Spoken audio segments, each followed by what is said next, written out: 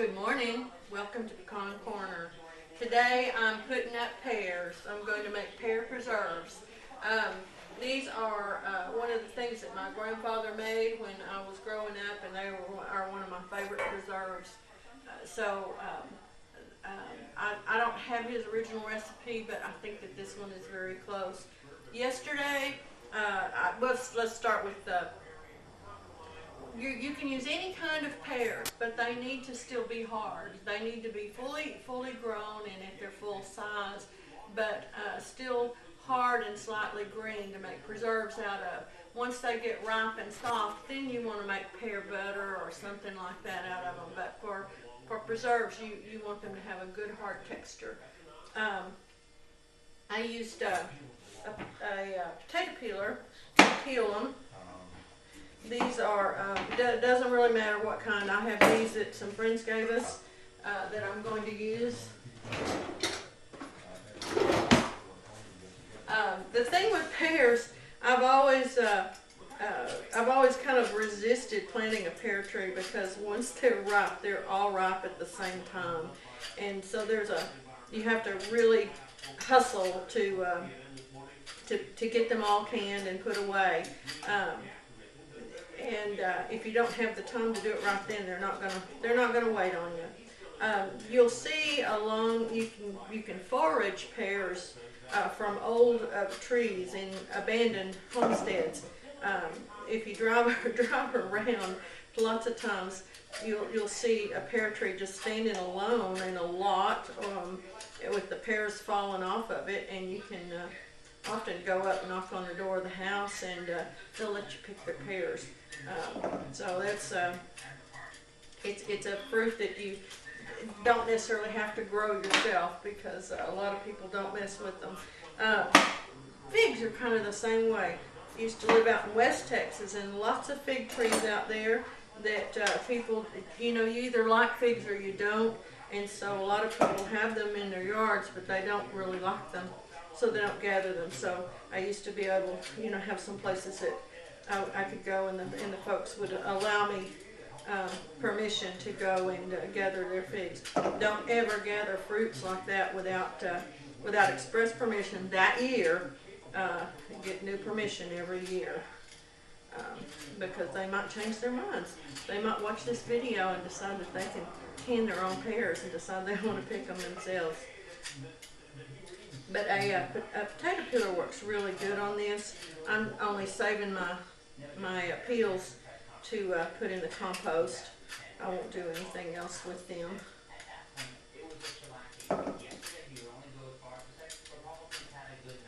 I love pears, and the preserves are so nice, and you can use them for all kinds of things. You don't just have to eat them on biscuits. You can use them in tarts or as fillings for cookies or pies. They're really tasty.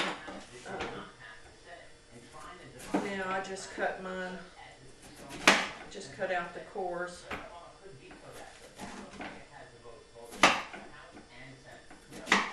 That. Cut out any dark spots.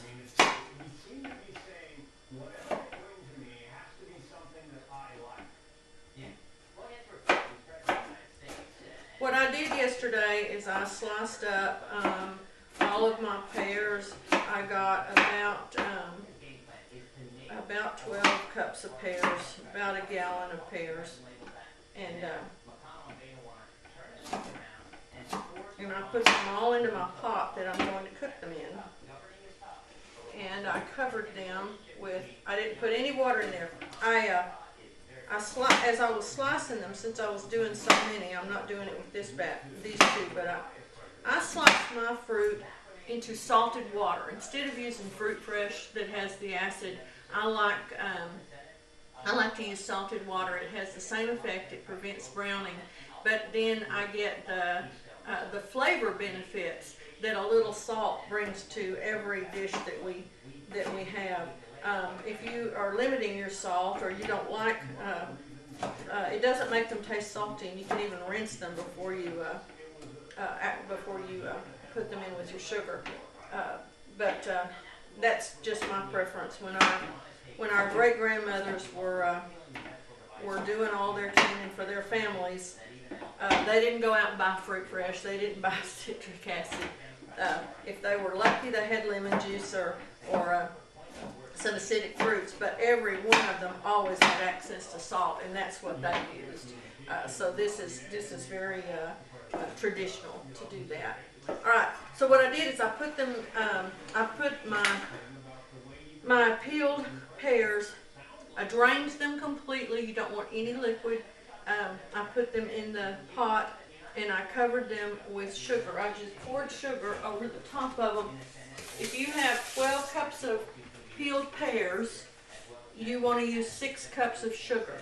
Use half as much sugar as you have pears. So with these that I've added to it today, I have about 2 cups of pears. So I'm going to add a full cup of sugar. Just sprinkle it over the top. Now I let this sit overnight, and it makes its own liquid. You don't have to add any liquid. I think you can see. Let me get a something. Oh, here we go.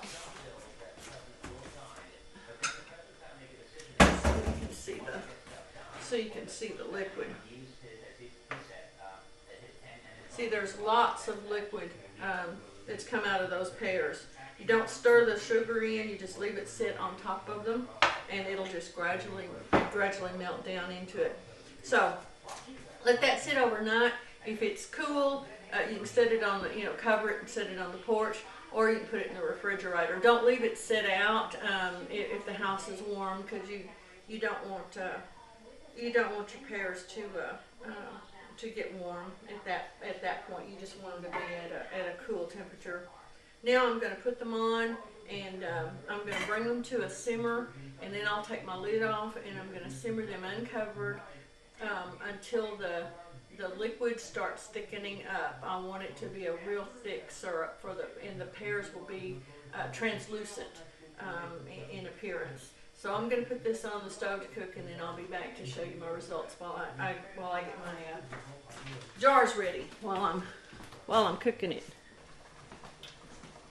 Okay, I'm back. These preserves have cooked now for about 4 hours, and they have developed a beautiful, rich, pinkish honey color. I don't know how well you can see that on the camera, but it's really, really nice. You can flavor these any way you want. You can add a slice of lemon to the jar. You can add a stick of cinnamon or a few Red Hots. You could add some ginger or some vanilla. There's lots of little additions that you can make even just by the jar, so that you can flavor each one a little bit differently. You can even add food coloring. Papa one year added food color to the jar, so we had pink preserves and blue pear preserves and green ones and yellow ones, and I like them. I like them just plain and natural, though. I think they're more versatile. There's more I can do with them. I also, I don't know if I mentioned when I was slicing, you can slice them in any thickness that you like. I prefer to have them kind of thin. It just seems like they're a little more versatile. There's more that I can do with them. They fit on a biscuit batter and things like that when they're a little bit thinner. I've got my hot water bath going here, and my jar is all clean. So now I'm going to fill my jars, and then I'll process them for 15 minutes. I think it's 15 minutes. I'll have to double check my time. I go by the directions in the National Center for Home Food Preservation website, and every time I find an old recipe that I want to use, I go over there and I check what the National Center for Home Food Preservation is recommending for that thing, to be sure that I've got the most up-to-date processing times and processing methods. Every so often they'll do a little more research and usually what'll happen is they decide we can't can something that at home safely that we used to can at home. So, I you know, if I had in a survival situation to do certain kinds of canning, I might do some things that they don't recommend, but really I don't have to now, so I don't see any sense in taking risks. So I just try to follow their recommendations for the things that we use. Poking my little bamboo stick skewer down in here to be sure that I don't have any air bubbles in there.